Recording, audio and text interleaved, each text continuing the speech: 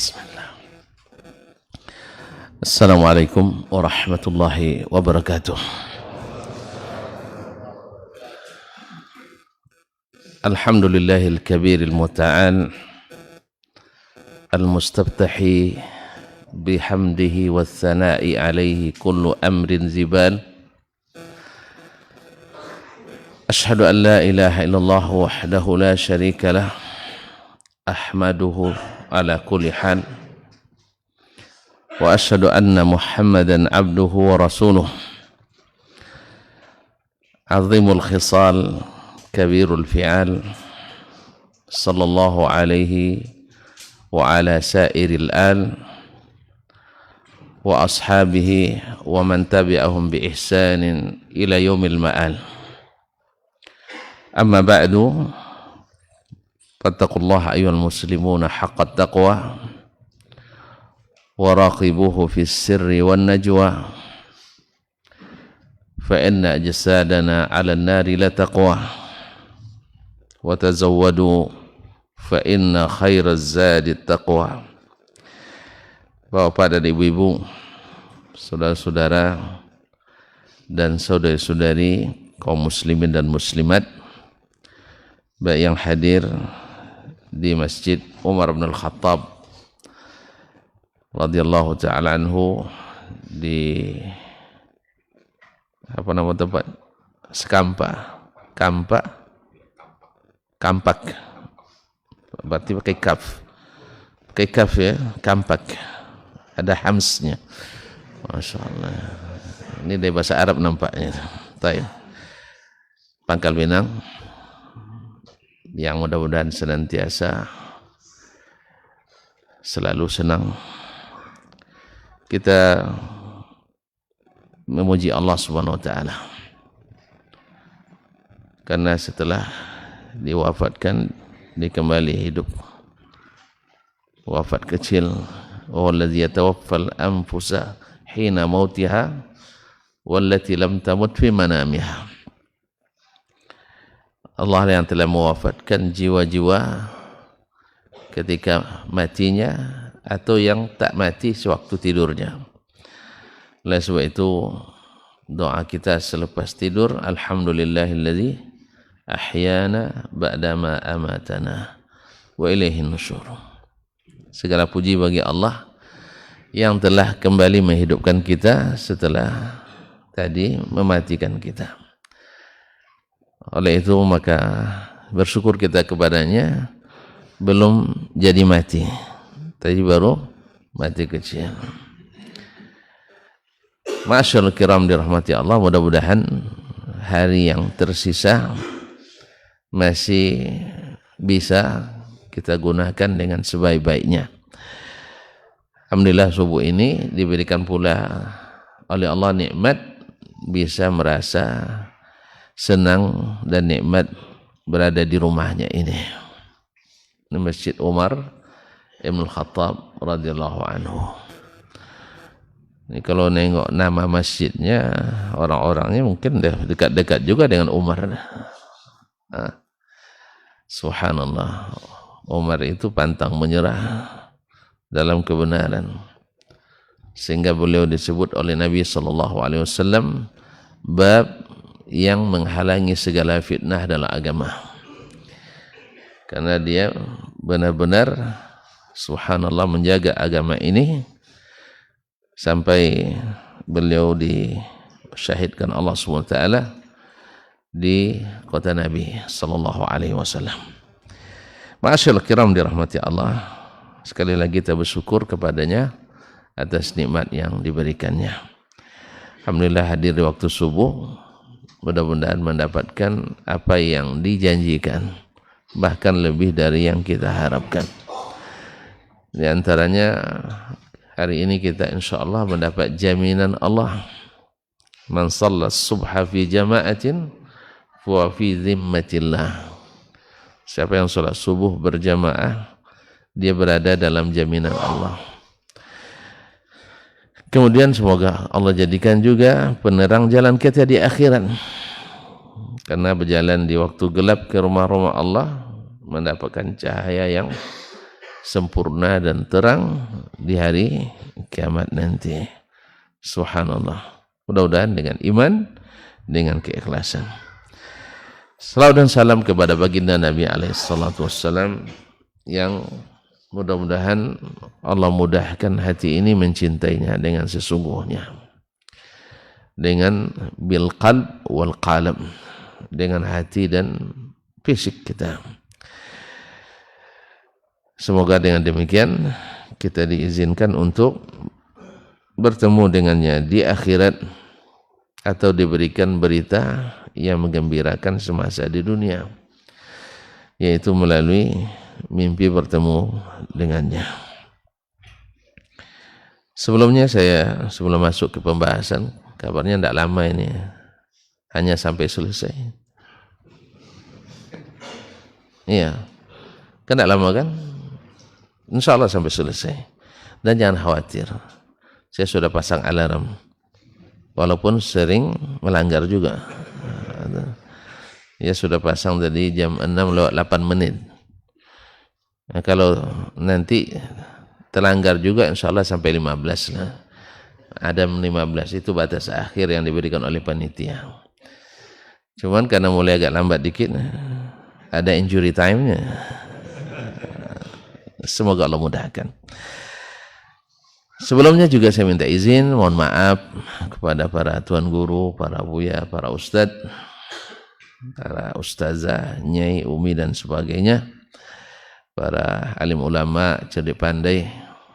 Ya, saya bukan karena cerdik dan bukan karena pandai, ulama pun belum, tapi sama-sama menuntut ilmu kita. Oleh sebab itu saya minta izin, untuk sedikit berbicara. Kalau tuan-tuan mau menggantikan boleh juga, tidak ada masalah. Nah, ya mana tahu Ustaz, kami lagi ya. Nah, untuk membicarakan sesuatu yang judulnya telah diberikan, bermimpi bertemu Nabi sallallahu alaihi wasallam. Kaum muslimin dan muslimat dirahmati Allah. Sesungguhnya Nabi alaihi salatu wassalam dalam hadis riwayat Imam Al-Bukhari dan selainnya, dan Imam Muslim dan selain keduanya, meriwayatkan atau menyebutkan bahwasanya mimpi bertemu beliau adalah hak.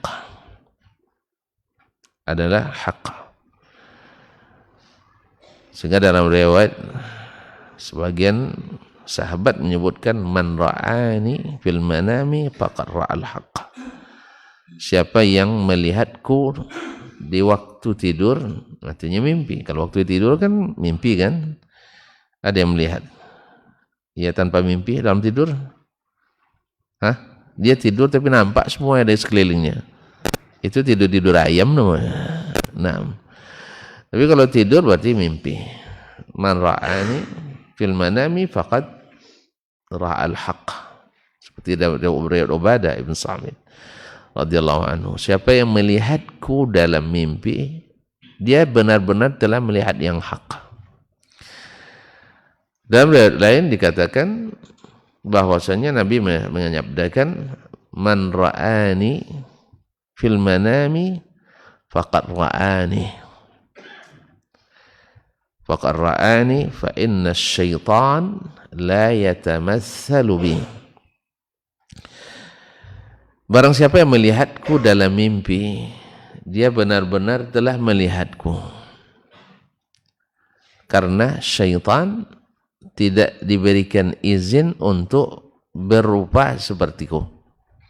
Karena syaitan kan bisa tampil dengan berbagai bentuk dan rupa. Ya, makanya kalau ada yang bisa tampil berbagai bentuk dan rupa, jangan-jangan gurunya. Jangan-jangan gurunya syaitan. Ya, bisa dia tampil dalam beberapa bentuk dan rupa. Ya, kalau bahasa kitanya bermuka lebih dari dua, malah banyak mukanya. Nah, tapi pada umumnya disebut bermuka dua. Jangan-jangan belajar sama syaitan. Misalnya kaum munafikin di zaman Nabi sallallahu alaihi wasallam, di depan Nabi, masya Allah, ya, seolah-olah kalah Abu Bakar dan Umar. Ya, kalau bahasanya sumpah setianya kepada Nabi sallallahu alaihi wasallam, masya Allah banyak sekali masalah ini. Ini dua isyarat, bisa kalau sering minum kan sering berhenti bicara, atau memang lama disiapkan waktunya. Sebab bensinnya banyak, perjalanan panjang. Nah, yang hangat, nah yang dingin, yang sedang pun ada.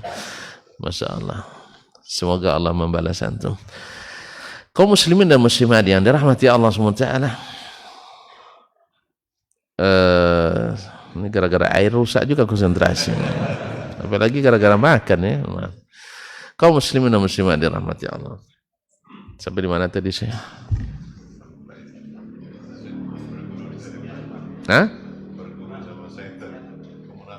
Antum langsung itu yang ingatnya. Enggak. Jadi tadi seolah-olah mereka bermuka dua, seolah di depan Nabi lebih hebat dari Abu Bakar dan Umar. Begitu kaum munafikin. Kalau Abdullah bin Ubay bin Salul waktu itu setiap Jumat sebelum naik mimbar Nabi, dia yang sini dulu berdiri itu. Selalu mengatakan ayyuhan nas, hadza Rasulullah sallallahu alaihi wasallam. Ini Rasulullah.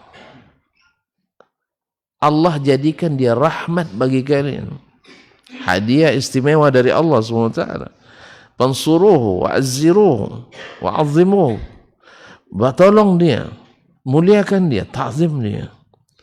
Tapi pas sampai di belakang, mantap kan kau kan? Bahasa kamu pelase.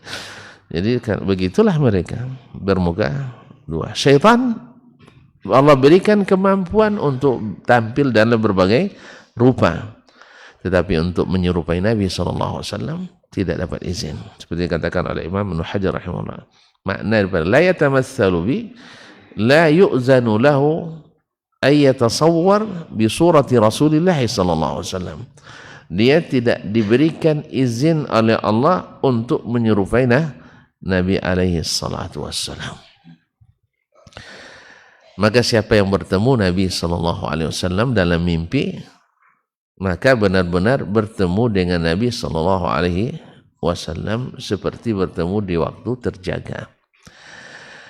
Dalam satu lafaz, karena itu ikhtilaf riwayat, ada yang mengatakan bahwa dalam satu riwayat, man ra'ani fil manam fasayarani fil yaqadah. Fasayarani fil yaqadah. Siapa yang melihatku dalam mimpi, dia akan melihatkan pula aku di waktu fil yaqadah, di waktu bangun. Ma'asyiral kiram dirahmati Allah, para ulama dalam tambahan riwayat fasayarani, sebab riwayat lain menyebutkan faka'annama yarani. Ya, lafaz salah satu lafaznya faka'annama yarani, seolah-olah melihatkunya di waktu bangun.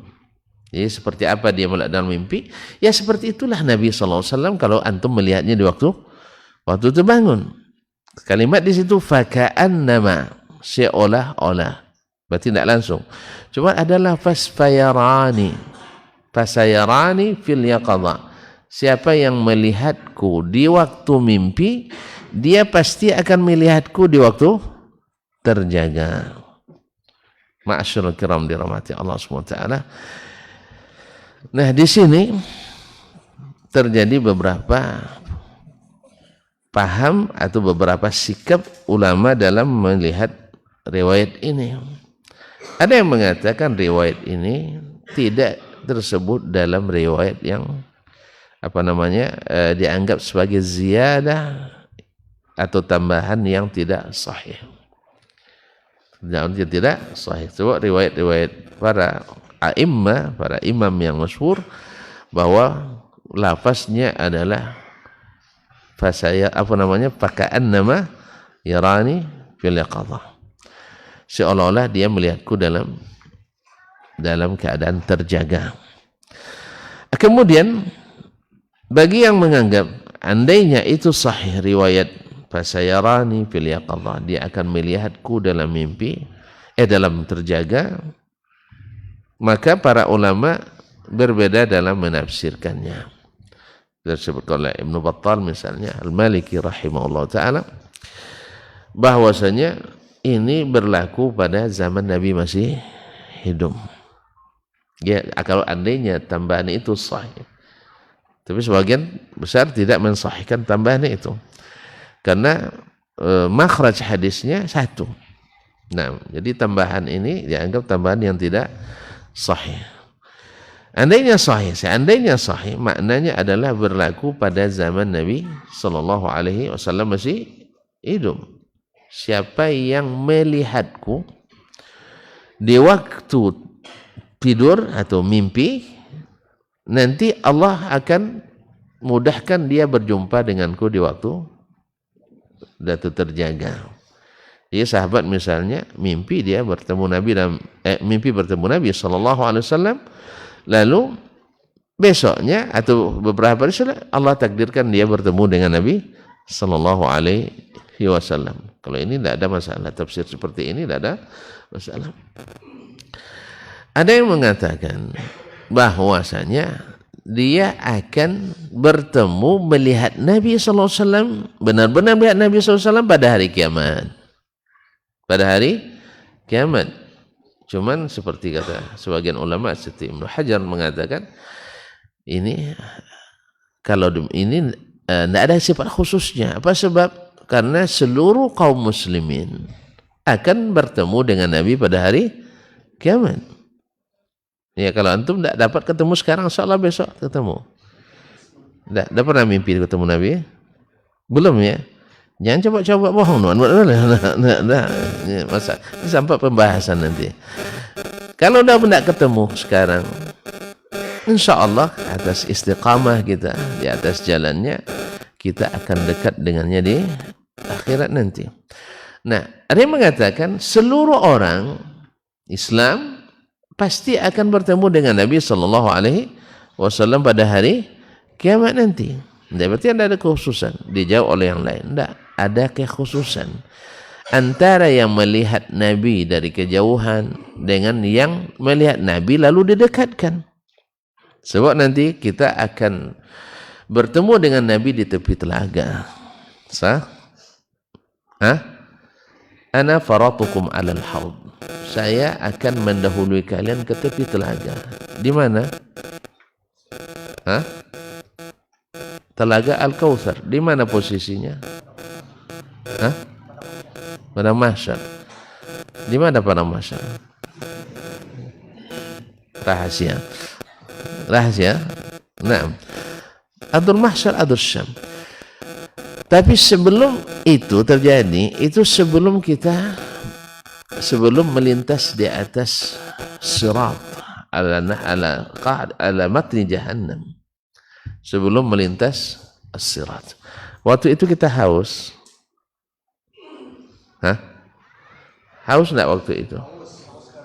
Sangat haus. Kenapa tidak? Antum matahari sekarang jaraknya dari kita berapa meter? Kilo aja penghitung, apa meter lagi kan? Gila aja gitu sih. Berapa katanya jarak matahari dengan bumi? Sangat jauh. Setuju sih, sangat jauh. Berapa? Menurut perkiraan kan ada yang ukur kan? Alat ukurnya juga belum ada. Tapi menurut perkiraan berapa juta kilometer? 300 juta. Kira-kira atau ini merewayatkan juga pakai kira-kira kan? Oke lah, saya terima 3 juta ya, 300 juta. Cahaya, bukan kilometer. Allah. Gimana cara mengukurnya itu? Nah, kaum muslimin dan muslimat. Pokoknya jauh sekali. Tapi gerahnya luar biasa, apalagi di Bangkok. Iya kan? Nah, panas di sini. Orangnya sejuk, alhamdulillah. Kaum muslimin dan muslimat. Panas. Apalagi nanti hari itu matahari jarak 2 mil.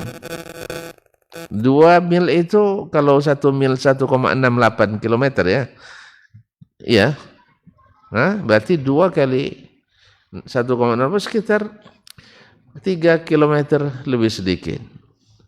Dekat. Gimana kita bercucuran keringat hari itu sampai ada yang tenggelam oleh keringat sendiri sesuai amal masing-masing. Oh, gimana Ustaz? Kan tempatnya sama. Ya, tempat sama rasa tidak sama.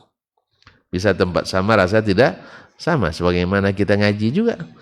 Ada yang di tempat yang sama rasa kadang tidak sama. Ada yang merasa Masya Allah panjanglah ceramahnya. Ada yang merasa awak nak keluar tapi malu pula. Macam-macam rasa. Dan ini yang akan menentukan rasa nanti di sana. Rasa belajar bagaimana sunnah Nabi SAW itu yang menentukan rasa kita nanti di sana. Kalau rasanya senang luar biasa, gembira mendengar firman Allah, sabda Nabi sallallahu alaihi wasallam, maka di saat itu yang menentukan rasa kita nanti di akhirat. Ma'asyarul kiram dirahmati Allah. Nanti kita akan bertemu Nabi di tepi telaga. Ada yang tertolak, ada yang diterima. Siapa yang ditolak? Hah? Antum mikir, jangan mikir nama ada Dr. Dasman, jangan. Yang tertolak adalah yang suka menyimpang jalannya. Iya kan? Jalan sudah ada, tapi dirintisnya jalan lain. Tafsir sudah ada, dia pakai tafsir jalan lain. Bukan tafsir jalan lain, tidak. Tafsir jalan lain. Yang seperti ini betul ketemu Nabi sallallahu alaihi wasallam, tetapi dari kejauhan dan dia ditolak di tepi telaga. Jadi kalau itu yang dimaksudkan bahwa siapa yang bermimpi bertemu Nabi sallallahu alaihi wasallam di dunia akan bertemu lagi dengan beliau di akhirat nanti, tapi pertemuannya lebih khusus, bukan hanya sekedar melihat saja. Sebab apa? Sebab hari itu Nabi akan dipanggil menjadi saksi kita. Akan dipanggil jadi saksi. Maka kaum muslimin harus ingat kita bahwa besok tidak ada lagi lobby-melobi. Ya, jaksa tidak bisa macam jaksa di dunia ini, tidak. Ya, perkara bisa diselesaikan dengan labi-labi. Ada lobby, bukan labi-labi, dengan lobby-lobby. Ya. Dan pakai sistem labi-labi. Tahu labi-labi? Atau labi-labi apa itu? Penyu, kura-kura. Macam mana penyu? Anda tahu. Atau belum dapat ilmunya. Nah, dia berlindung di bawah apanya kan? Jadi kaum muslimin dan muslimat dirahmati Allah. Di hari itu semuanya la yakhfa alaikum khafiyah. Tidak ada yang tersembunyi. Mali hadzal kitabu la yughadiru saghiratan wala kabiratan illa ahsaha wa wufiyat kullu nafsin ma amilat. Ya, wufiyat kullu nafsin ma amilat. Semua akan dibuka. Semua akan dibuka. Oleh sebab itu kita minta kepada Allah SWT dari sekarang, jangan besok. Besok tak ada lagi permintaan. Sekarang ini minta supaya ditutupi aib kita. Gimana caranya? Tutupi aib orang lain, ya gitu. Tutupi, kalau kita nak ditutup aib, tutup aib orang. Kalau kita nak dibuka, buka aja lah. Nah, kalau kita nak lapang hari itu, lapangkan orang selama di dunia ini. Tapi kalau besok nak dipersulit, silahkan persulit orang dari sekarang. Ini kan banyak yang bikin, kalau bisa dipersulit, kenapa kenapa dipermudah? Harusnya kalau bisa dipermudah, kenapa dipersulit? Supaya Allah mudahkan pula. Nah, ini kalau maknanya bertemu nanti di akhirat, ini makna yang disebutkan oleh para ulama. Kemudian kaum muslimin dan muslimat dirahmati Allah, kemudian ada yang menafsirkan sesuai dengan sebagian lafaz itu seolah-olah dia, maksudnya adalah menafsirkan melihat Nabi SAW dalam khayalannya. Dia menghayalkan bertemu dengan Nabi SAW. Nah, mana yang lebih tinggi, melihat dalam khayalan daripada melihat dalam mimpi? Tidak pernah tuh menghayal. Pernah bermimpi? Mana yang lebih berkesan? Gitu aja enggak bisa memutuskannya. Bingung gitu. Mana yang lebih berkesan? Bermimpi kah atau menghayal? Bermimpi, alhamdulillah. Sepakat kita. Mimpi lebih berkesan.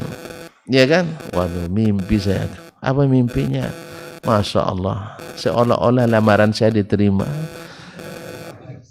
Lamaran kerja, saya bukan lamaran apa. Itu kesannya beda dengan orang yang menghayal. Itu khayalan, tinggalkan aja. Tapi kalau mimpi, ada kemungkinan. Kita mimpi saja dulu dapat masjid, misalnya bikin masjid. Alhamdulillah terbuat masjid, sah. Dulu hanya mimpi. Tapi kalau menghayal, tidak akan jalan. Jadi jangan jadi penghayal, tapi pemimpi boleh. Makanya kami waktu bikin sekolah dulu, mimpi aja dulu, jangan menghayal. Nah, kita mimpi, alhamdulillah Allah mudahkan. Sekarang mimpi lagi kami nak buat apa nanti, yang banyak yang dimimpikan, tapi tidak mau menghayal. Menghayal buang-buang waktu. Tapi kalau mimpi kan sedang tidur. Iya kan? Kalau menghayal waktu bangun, habis waktu untuk menghayal. Tapi kalau mimpi dalam tidur sambil istirahat, jelas? Alhamdulillah. Jadi kaum muslimin dan muslimat dirahmati Allah, ada yang mengatakan menghayalkan bertemu Nabi sallallahu alaihi wasallam. Jadi ini lemah dibanding dengan mimpi. Oleh sebab itu lebih baik mimpi daripada menghayal. Nah, inilah tafsir yang disebutkan oleh para ulama Ahlus Sunnah rahimahullah jami'an. Kemudian ada tafsir yang di luar itu, yaitu bisa bertemu Nabi langsung secara terjaga, dengan makna seperti sahabat dulu bertemu dengan Nabi sallallahu alaihi wasallam. Nah, ini kata Imam Ibnu Hajar rahimahullah fihi iskal. Ini ada iskal. Kenapa? Lau jaza, andainya boleh mereka ayyalqan Nabi sallallahu alaihi wasallam fil yaqadha, bisa bertemu Nabi sallallahu alaihi wasallam dalam keadaan terbangun, lakanu sahabah. Berarti siapapun yang bermimpi dengan Nabi SAW lalu bertemu dengannya secara fisik seperti bertemu orang hidup dengan orang hidup, berarti mereka adalah sahabat. Kalau gitu banyak sahabat yang masih hidup lagi. Berarti masih banyak sahabat yang masih hidup. Nah, ini kaum muslimin dan muslimat disebutkan oleh Imam Al-Qurtubi rahimahullah, la yujad habzat tafsir. Tafsir yang seperti ini tak ditemukan kecuali di kalangan al-mutasawwifah, orang-orang sufi. Orang-orang sufi. Kaum muslimin dan muslimat dirahmati Allah. Nah, dari sini bercabanglah berbagai masalah dan klaim. Berbagai masalah dan klaim, karena kalau bertemu Nabi sallallahu alaihi wasallam dalam keadaan terjaga, tentu dia akan membawa sabda. Nah, kalau dia membawa sabda, berarti kan berlaku, harus diamalkan. Nah, kalau demikian, kalau sebenarnya masih sesuai dengan yang ada dalam syariat yang sudah sempurna, tidak ada masalah. Tapi kalau ada yang mengatakan, dan ini ada, mengatakan bahwa Nabi membawa pesan khusus baginya yang tidak ada dalam Al-Quran dan Sunnah, dan juga tidak ada dalam ijma'ul ummah dalam syariat ini bikin masalah. Oleh sebab itu kaum muslimin dan muslimat yang dirahmati Allah subhanahu wa ta'ala, maka mimpi yang pertama, mimpi itu tidak menjadi dasar hukum. Mimpi tidak bisa menjadi dasar hukum. Yang kedua, andainya antum bermimpi bertemu Nabi sallallahu alaihi wasallam, maka harus dibentangkan, harus disampaikan sesuai dengan syariat. Artinya harus disesuaikan dengan syariat. Kalau tidak sesuai, berarti belum tentu itu mimpi dari Nabi sallallahu alaihi wasallam. Makanya Imam Muhammad ibn Sirin, kenal Imam Muhammad ibn Sirin? Ada yang kenal? Enggak? Hah? Pak Sirin ada di sini kan? Dia kan saking terkenalnya banyak Pak Sirin di seluruh dunia. Di mana-mana ada yang bernama Sirin. Nah, Muhammad ibn Sirin rahimahullah, beliau ini seorang ulama tabi'in besar. Sampai-sampai ulama di masanya dan setelah masanya menominasikan beliau sebagai tabi'in yang paling afdal. Kalau kita kan di masa sahabat, siapa yang paling afdal? Langsung Umar untuk bilang mentang-mentang di Masjid Umar. Hah? Ini jangan-jangan mengkanter Syiah ini.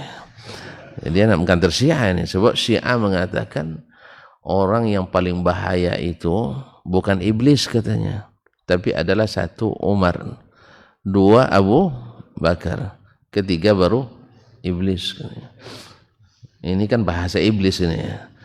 Jadi Umar yang lebih berbahaya. Antum mungkin gitu ya, terobsesi itu ya. Jadi Umar adalah ulama yang paling sahabat yang paling afdal.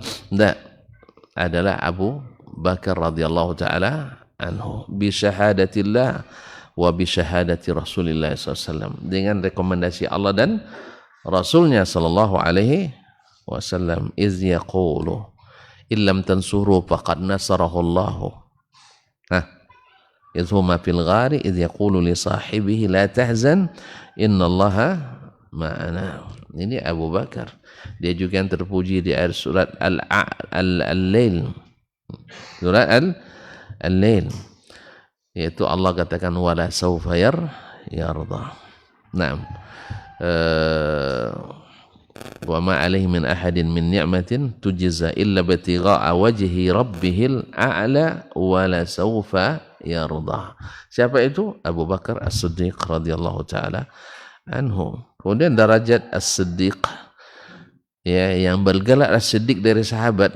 Siddiq di kalangan sahabat kan banyak, tapi yang melekat gelar As-Siddiq hanya pada Abu Bakar. Derajat As-Siddiq datang setelah derajat An-Nabiyyin. Sah?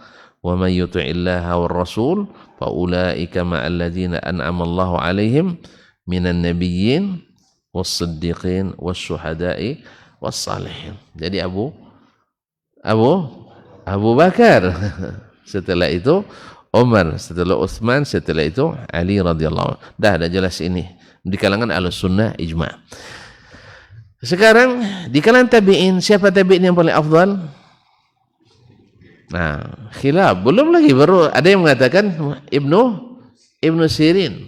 Ada yang mengatakan Sa'id ibn Musayyib Al-Qurashi Al-Madani Abu Muhammad.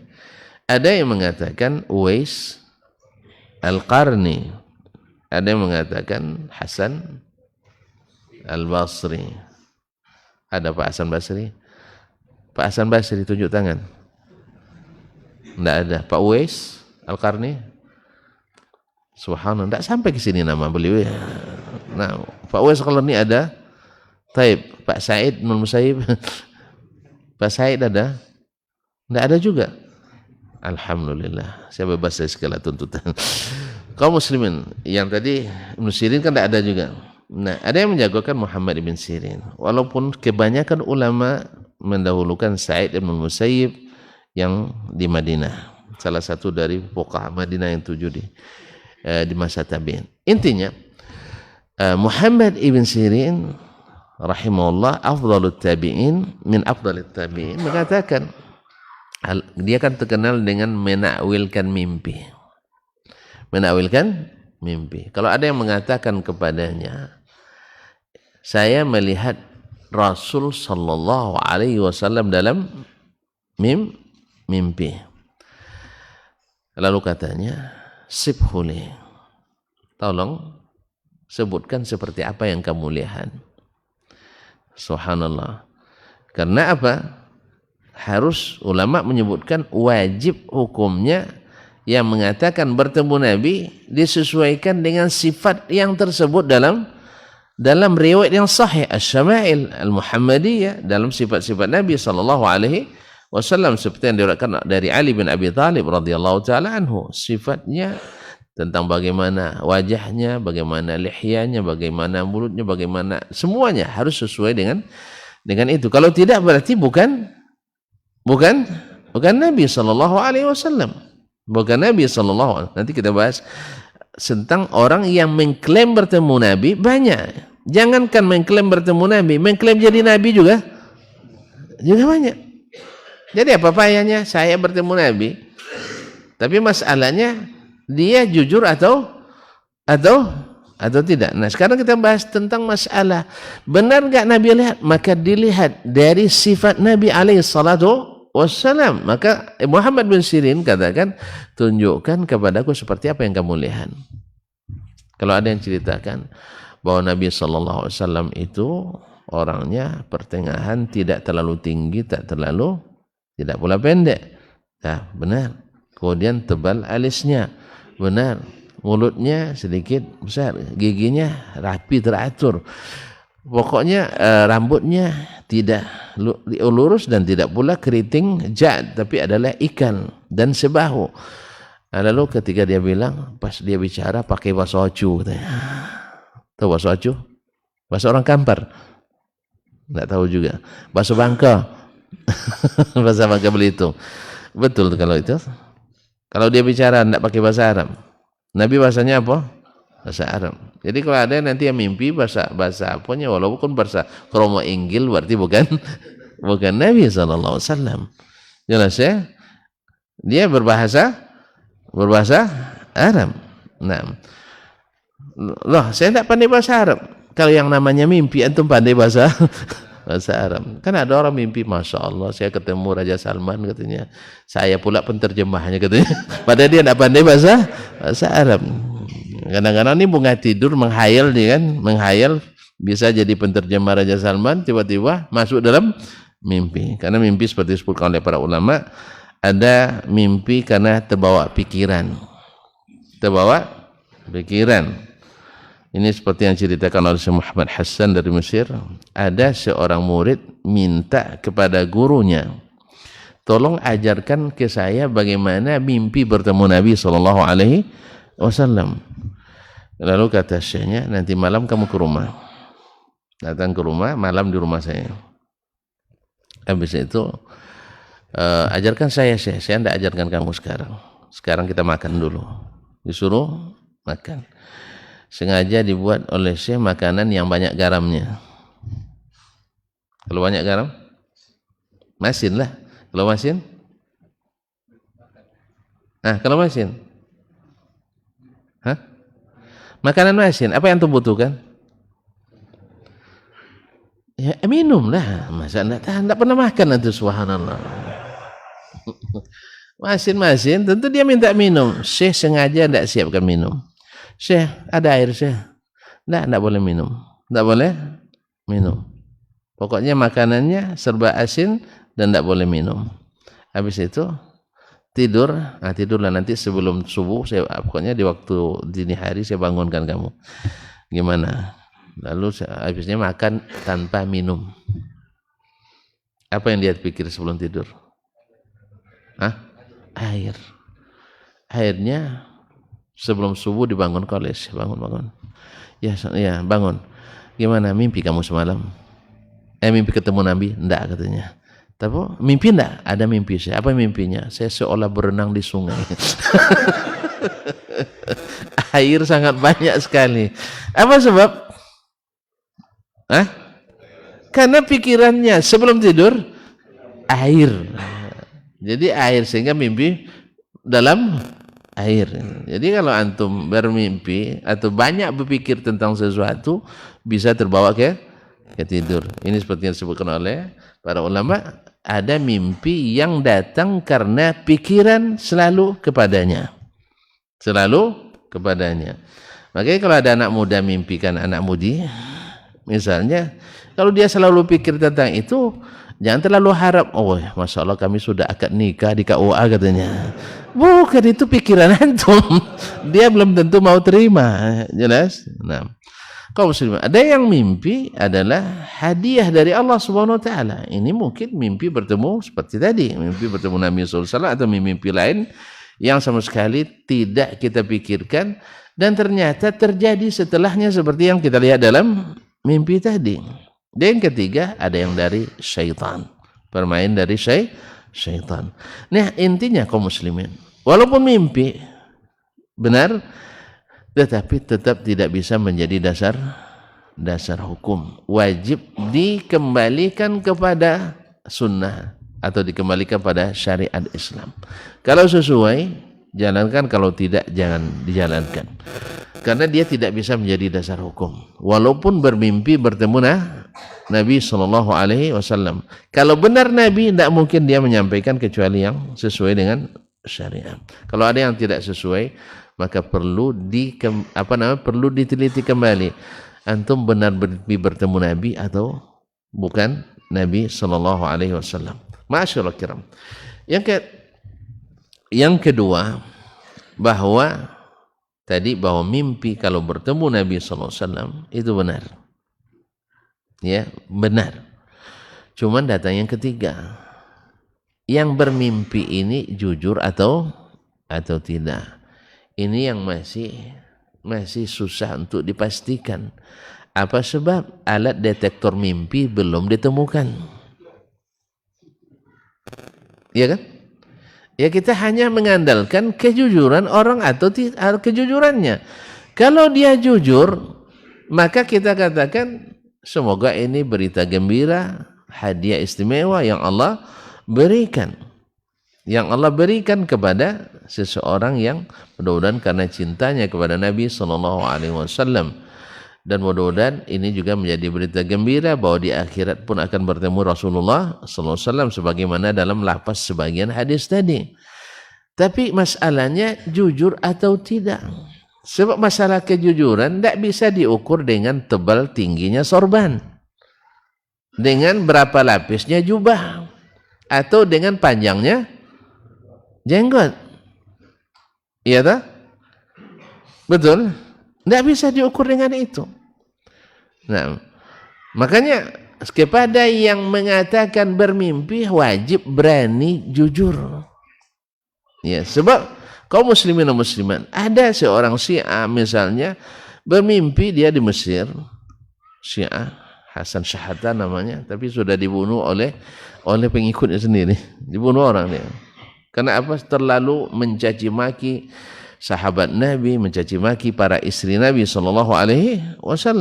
Dia mengatakan dia memimpi, dalam mimpinya bertemu dengan Sayyiduna Ali radhiyallahu taala anhu, dan digambarkan dalam mimpinya itu Abu Bakar dan Umar seperti dua ekor.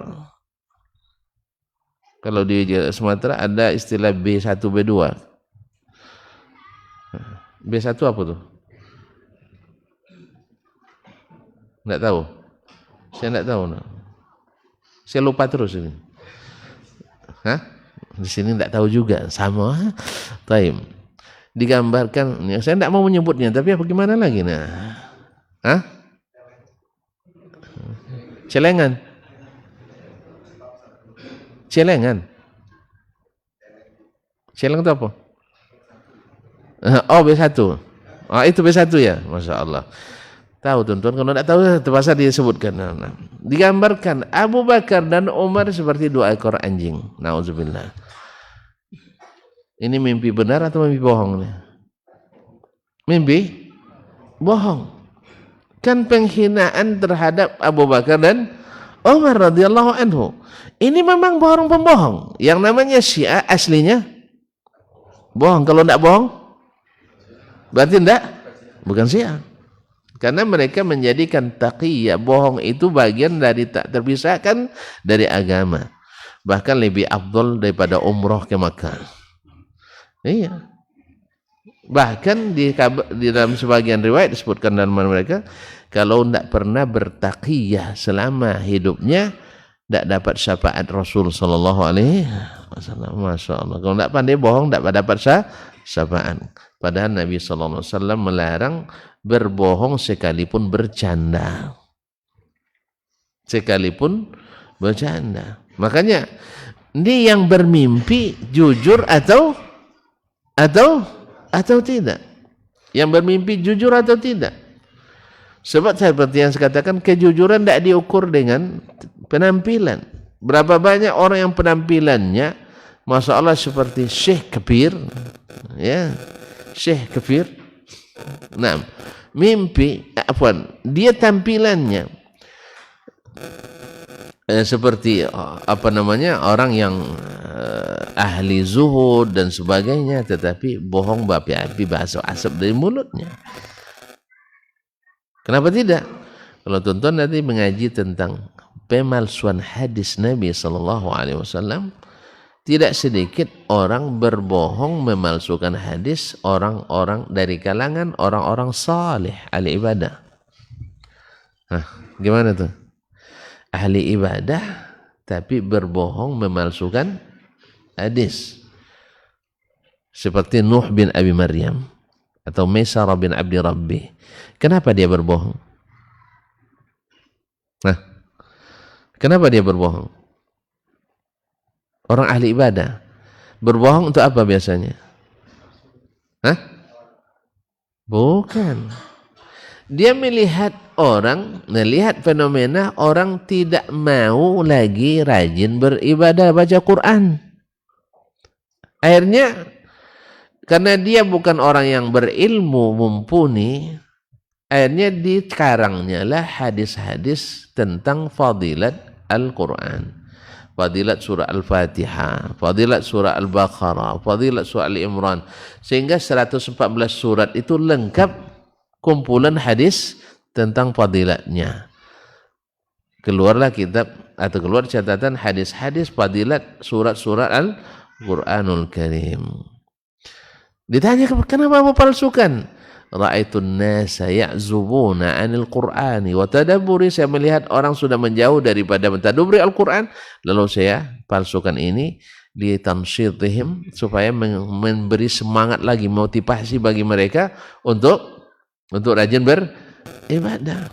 Berapa banyak tukang-tukang ceramah al-qusas supaya orang tertarik dengan kajiannya, supaya orang bersemangat belajar ilmu, akhirnya dia palsukan pula cerita-cerita dongeng, sehingga orang semangat mendengarkan.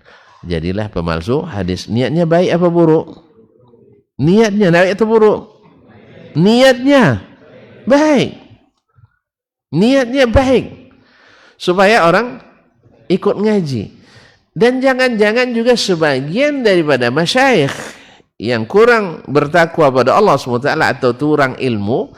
Karena ilmu, kalau kita ibadah tanpa ilmu, sering kita dengan niat baik berbuat sesuatu yang tidak baik. Niatnya untuk mendekatkan diri pada Allah, lalu dikarang sebuah ibadah tertentu. Bukankah begitu? Berapa banyak ibadah-ibadah yang tidak ada di dalam tuntunan Allah dan Rasul sallallahu alaihi wasallam, lalu dibuat oleh orang. Yang buat biasanya siapa? Ya syekh. Bukan orang-orang yang tidak bukan orang-orang yang tidak beragama. Biasanya orang taat. Niatnya apa? Niatnya baik, supaya orang semakin bersemangat untuk beribadah kepada Allah SWT. Lalu dia buat amalan-amalan tertentu. Bohong atau tidak? Bohong. Dia sengaja bohong? Sengaja. Tapi niatnya baik? Baik. Berbohong dengan niat baik boleh? Khilafnya. Nah, khilaf katanya. Berbohong dengan niat baik apalagi atas nama Allah dan Rasul, dosa besar. Dosa besar. Nah, mungkin saja sebagian orang mengklaim bahwa supaya orang rajin bersolawat ke Nabi SAW, lalu dia mengatakan dengan bersolawat ke Nabi langsung dapat mimpi bertemu Nabi SAW. Saya saja baca salat tertentu selalu mimpi bertemu Nabi. Bahkan ada yang mengklaim bertemu Nabi setiap hari, bahkan setiap saat.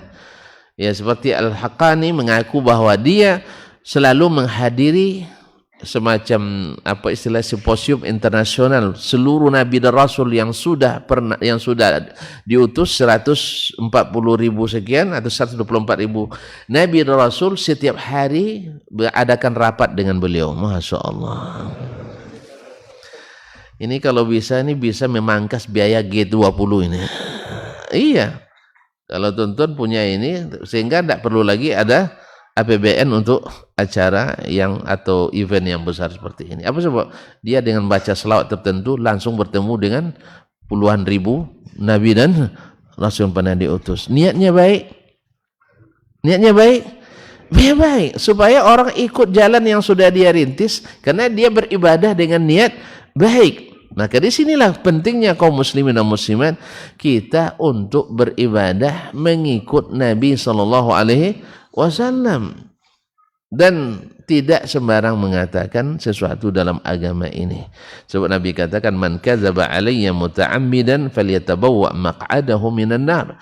Siapa yang berbohong atas namaku sengaja, siapkan tempat duduknya di neraka. Nah, kemungkinan orang dengan klaim mimpi bertemu Nabi supaya orang semakin semangat dengannya, dengan kajiannya, sehingga dia mengklaim bahwasanya selalu bertemu dengan Nabi SAW. Nah, masalahnya hari ini belum ada ditemukan alat detektor mimpi. Dan sayangnya kita dengan sorban yang tinggi, sal yang panjang, jenggot yang sudah memutih, mohon maaf, nah, memutih, kita sudah menganggapnya sebagai syekh. Sedangkan yang tidak pakai sorban, tidak pakai sal, ya kan, jenggot sedikit pulanya, ya kan, kemudian kacau pula bentuknya. Nah, bagi orang yang tidak mengaji, nah ini jenggotnya tidak tumbuh tentu apa, itu syekh besar yang mengatakan bertemu Nabi SAW setiap hari. Kalau syekh kalian kan tidak ditemu Nabi, apa sebab amalnya tidak diterima katanya. Kalau syekh kami amalnya diterima, maka selalu dapat ketemu Nabi SAW.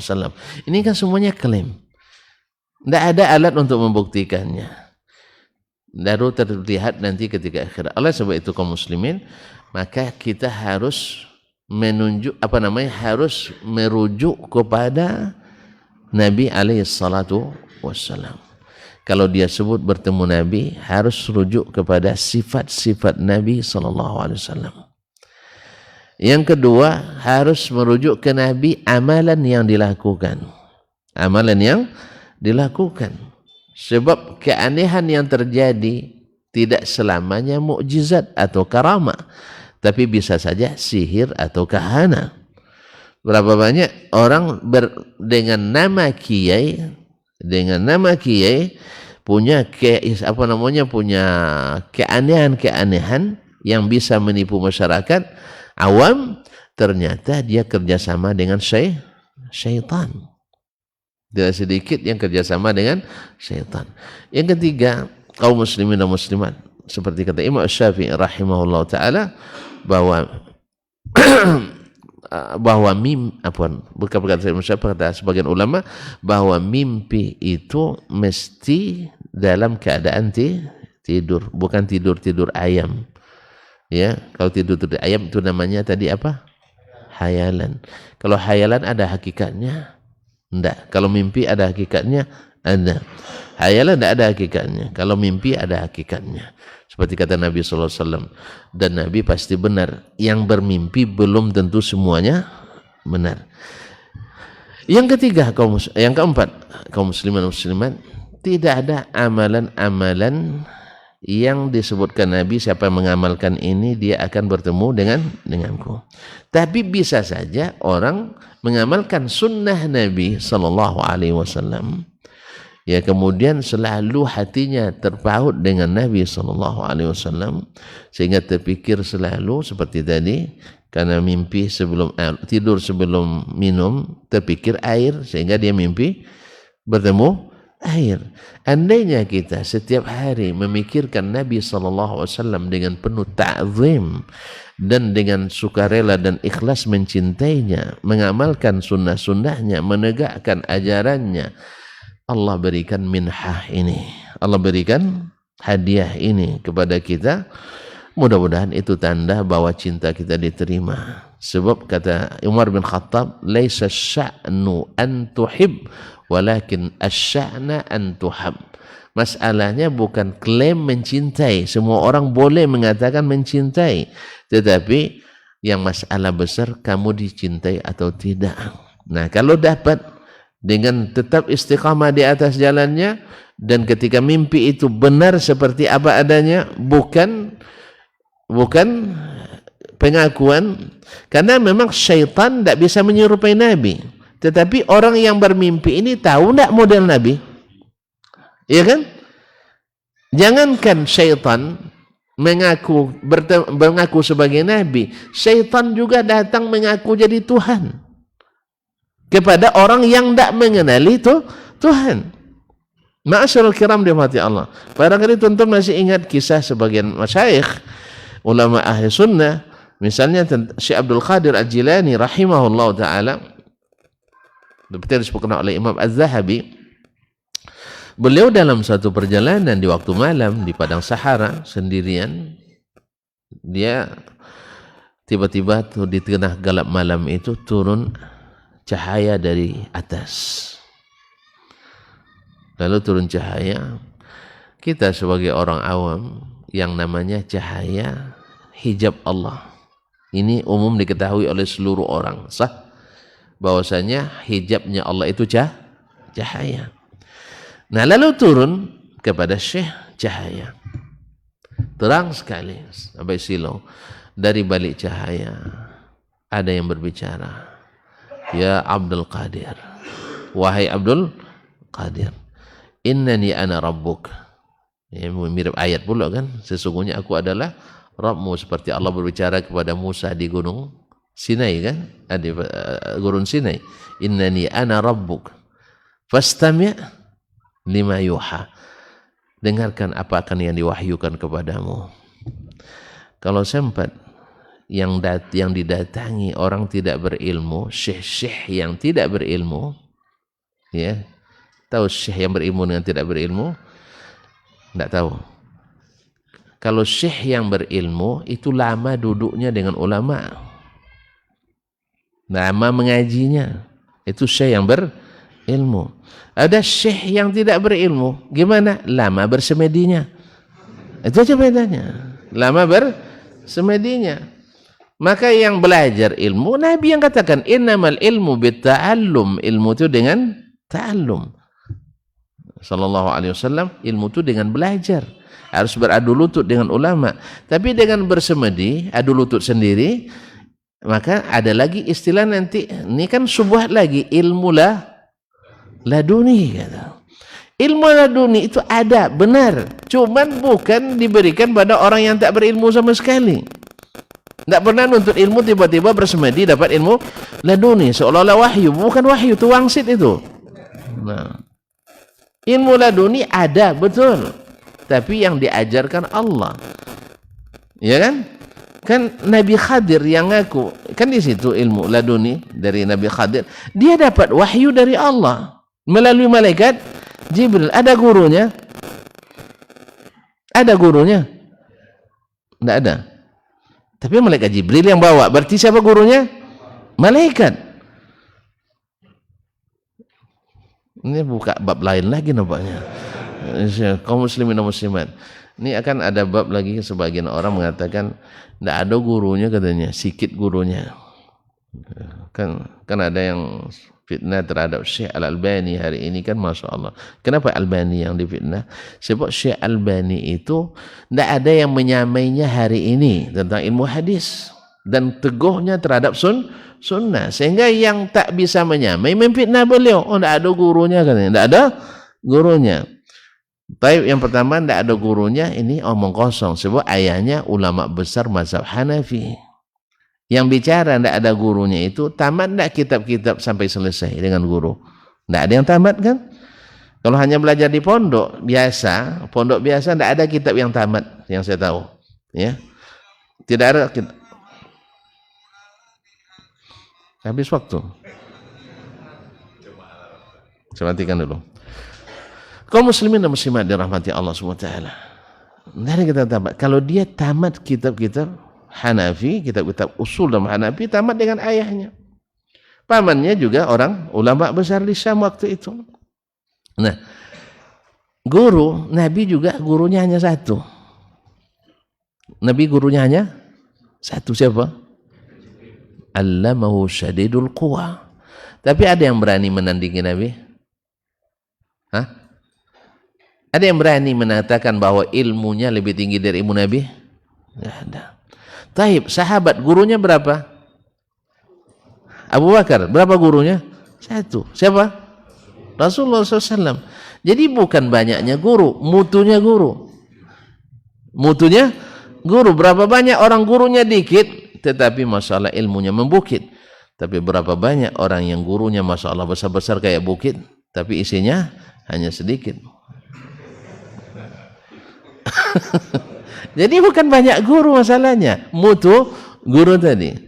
Intinya kaum sampai ke situ kaum muslimin. Ya, jadi cerita tadi ketika syekh yang didatangi oleh yang tadi, nah siapa yang di dalam cahaya tadi atau di balik cahaya tadi? Siapa? Syaitan. Di mana dia tahu? Karena dia berilmu. Lalu apa kata Syekh Abdul Qadir Al-Jilani rahimahullah? Kadzabta ya aduwallah. Kamu bohong wahai musuh Allah. Berani-berani bantah Allah ya. Kan itu lagi. Kamu bohong musuh Allah, bukan Allah. Apa sebab? Dia berilmu satu. Dia tahu kaum muslimin dan muslimat dirahmati Allah SWT bahwa tidak ada lagi yang menerima wahyu setelah Nabi wafat. Tidak ada lagi yang bisa menerima wahyu setelah Nabi wafat. Nah sekarang jangan wahyu lagi, ya langsung diterima. Kan? Dulu Nabi kan pakai perantara kan, ini tanpa perantara.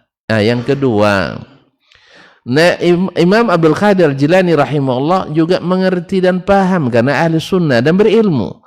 Apa katanya? Dia tahu bahwasanya tidak ada orang yang diajak Allah berbicara langsung di dunia ini kecuali Nabi Musa. Sehingga keistimewaan Nabi Musa, Allah berbicara langsung kepadanya. Nabi yang lain melalui perantara wahyu. Kalau ini tidak langsung, Nabi Musa menerima, mendengar, Allah langsung berbicara kepadanya. Yang ketiga, kalau tak ada wahyu lagi, berarti tidak ada lagi Nabi setelahnya. Kalau ada wahyu berarti jadi Nabi. Padahal Nabi SAW sudah katakan, saya penutup para Nabi. Kalau sempat Abdul Qadir dapat wahyu berarti dia jadi Nabi lagi. Allah musta'an. Akhirnya apa kata syaitan? Kamu hebat Abdul Qadir. Sudah banyak syekh yang saya sesatkan dengan cara sepertinya. Dia bilang syekh. Apa sebab? Syekh yang dapat ilmu semedi tadi, yang tidak belajar ilmu tentang bagaimana Al-Quran Sunnah Nabi SAW. Dia modalnya adalah menyepi, bersemedi, duduk, menghayal, melamun, habis itu dapat ilmu. Tidak, ilmu itu harus dipelajari. Kaum muslimin dan muslimat dirahmati Allah. Untung yang didatangi adalah Syekh Abdul Qadir Al-Jilani. Kalau syekh yang lain didatangi yang tidak berilmu, dia bilang sudah saya sesatkan syekh dengan cara seperti ini, sehingga ada klaim ilmu yang namanya ilmu kasyaf. Itu ilmu kasyaf, terbuka hijab antara dia dengan dengan Allah, sehingga dia bisa melihat menyatu dengan zat ilahi. Auzubillah daripada kesesatan ini. Dan itu dibawa ke orang awam kehebatan, tapi dibawa ke orang berilmu kedustaan. Kalau ini diceritakan kepada orang bahwa saya kasyaf, terbuka kasyaf. Kalau kami di Kampar itu ada Ulu Kasok namanya, ya, tempat pebukitan, tempat pemandangannya bagus ya. Jadi dia dapat ilmu kasyaf di Ulu Kasok itu mungkin, di atas itu. Allah musta'an. Kaum muslimin, jadi mengklaim bahwa, coba lihat kaum muslimin, sebab kedustaan itu selalu menghilangkan syariat. Kadang dapat ilmu kasyaf, dia dapat berita dan titah bahwa tidak perlu lagi sholat berjamaah. Jumat tidak perlu lagi di masjid, tapi di Masjidil Haram. Masya Allah. Ini banyak ruginya Garuda nih gara-gara ini. Ya. Berapa ongkos yang harus dikeluarkan, tiba-tiba dia setiap pekan tanpa biaya. Sama juga dengan seperti tadi kan. Nah, kaum muslimin, padahal dulu mungkin bisa orang ditipu karena apa? Nggak ada satelit. Sekarang walaupun demikian masih banyak juga, kata orang Minang, takicua di nantarang. Ya sudah jelas Makkah seperti itu.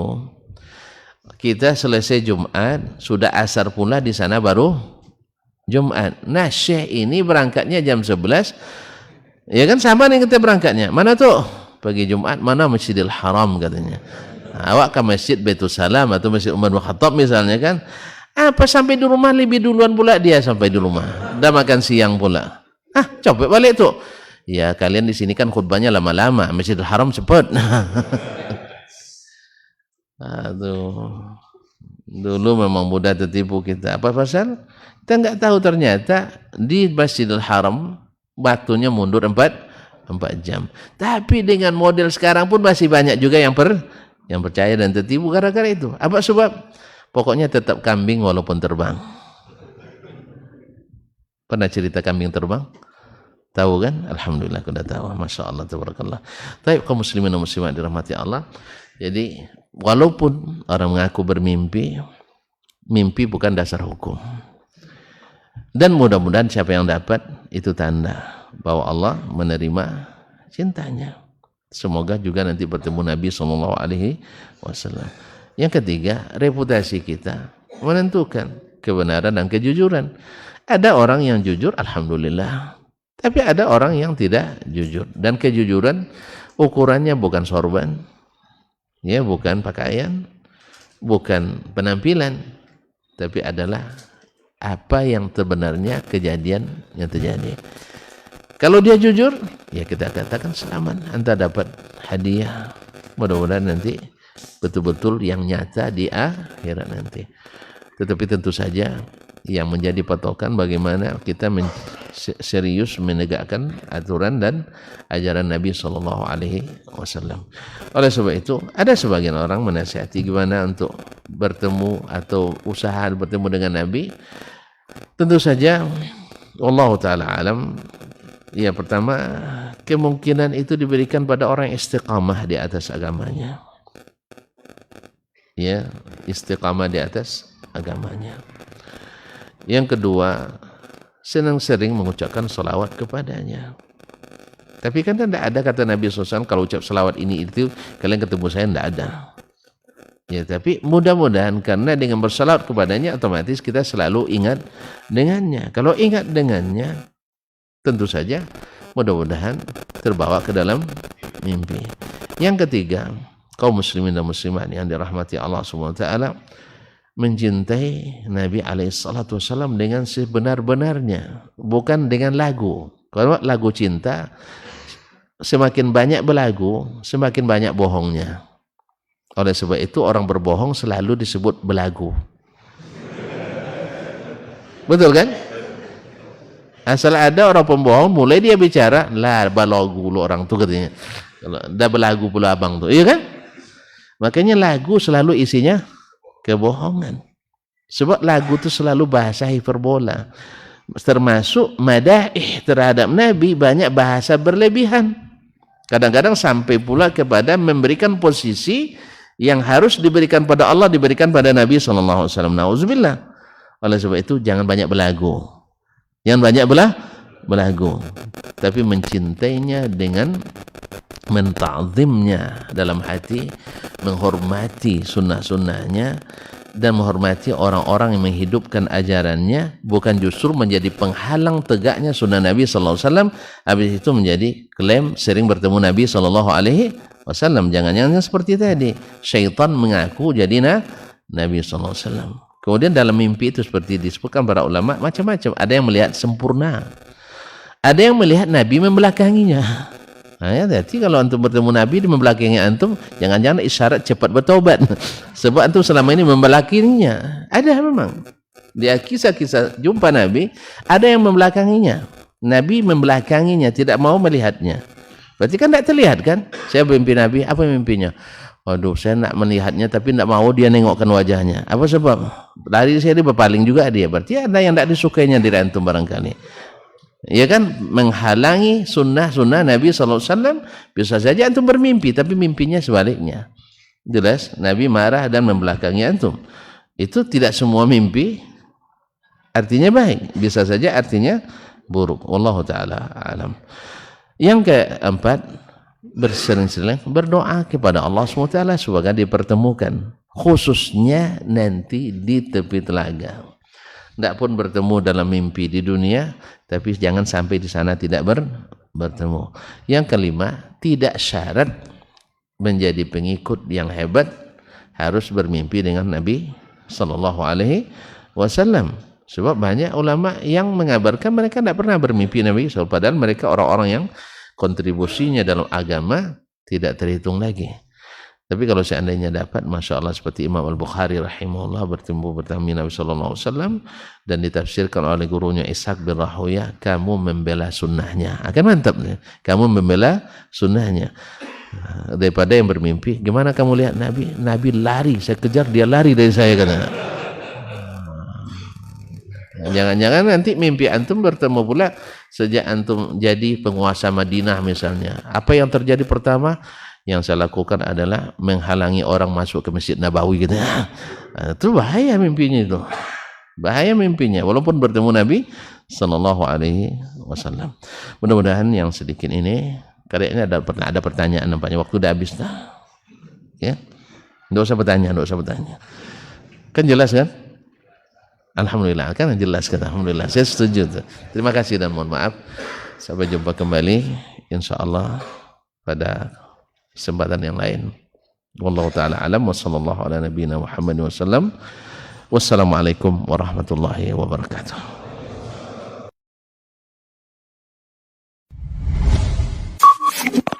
Ikuti dan hadirilah Daurah Ilmiah Islam Safari Dakwah Bangka Belitung. Daurah Ilmiah Islam Safari Dakwah Bangka Belitung. Ustadz Dr. Dasman Yahya Ma'ali LCMA Hafizahullahu Ta'ala. Ustadz Dr. Dasman Yahya Ma'ali LCMA Hafizahullahu Ta'ala. Jumat sampai dengan Ahad 4 sampai dengan 6 Rabiul Awal 1444 Hijriah atau 30 September sampai dengan 2 Oktober 2022. Menuntut ilmu itu wajib bagi setiap muslim. Kita belajar karena ingin kita terhormat, derajat kita terangkat. Duduk sesaat menuntut ilmu lebih baik di sisi Allah daripada beribadah selama setahun. Iman itu semakin kuat dengan bertambahnya ilmu. Karena menuntut ilmu itu adalah jihad fi sabilillah, dan mereka pun dikelilingi oleh para malaikat. Karena malaikat suka majelis-majelis zikir dan ilmu. Allah pasti akan mengangkat derajat orang-orang yang beriman dan orang-orang yang diberikan ilmu beberapa derajat tingginya. Jumat 30 September 2022 atau 4 Rabiul Awal 1444 Hijriah.